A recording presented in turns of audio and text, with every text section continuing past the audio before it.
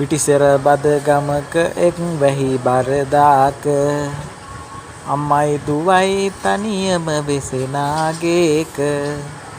මිනිහෙක් පැමිණ වැත්සට ගොඩ වී රැක සිදු පුවතගෙන එමි කවියක ශෝක යන්නට බෑ කියා වැහි මැද ගම පැත්තේ මිනිහා ඉල්ලුවා ඉන්නට ගෙයි මත්තේ දූගේ කාමරෙයි මුළු ගේටම ඇත්තේ දෙනවා නම් මෙයයි මිනිහට දිය යුත්තේ කොළ කිහිපයක් දුන් පසු අත මිට නන්වා දුගේ ඇඳේ පැත්තක පොර නිදි ගන්වා නින්දට යන්නට පෙර දූ මව් වෙත ගෙන්වා බේරෙන විදිහ ඇහැට පෙන්නා දුන්නා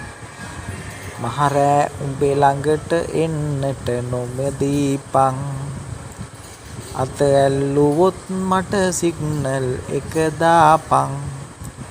ගස් ලැබු කියලා මහ හයියෙන් කෑ ගාපන් කට ඇල්ලුවොත් මිදි කියලා අත කාපන් අත ගාගෙන එත්ති කිරි මණ්ඩල හරිය කියපන් දොඩම් යයි ගත හිතගෙන දිරිය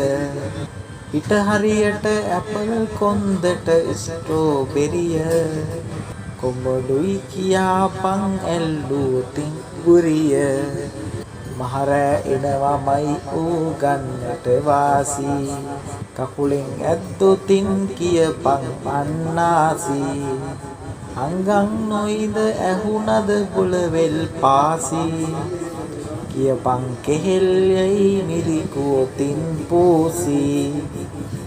එක් අවයවේ නිසි පළතුරට තියා සිලිසිතින් අම්මා නින්දකට ගියා